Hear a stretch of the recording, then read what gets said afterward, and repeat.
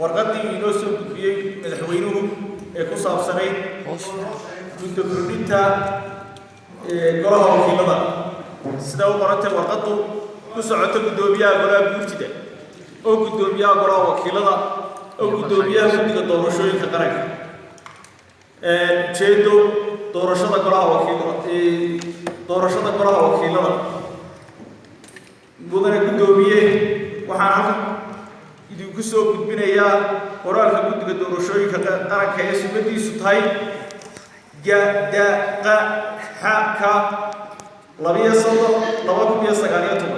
kuna taariikhaysan 8 bishii 8 ujeedadiisuna tahay inaanay qabsoomi karin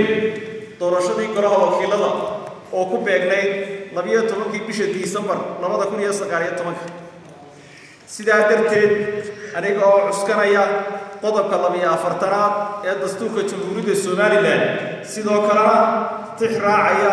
qoraalka guddiga doorashooyinka qaranku ku cadeeyeen inaanay doorashada golaha wakiiladu u qabsoomi karin farsamo ahaan muddadii hore loogu cayimay waxaan idin soo jeedinayaa inaad ka gudataan waajibaadkiina dastuuriga Allah mahadle madaxweyne Muuse Biixi Cabdi wabillahi tawfiiq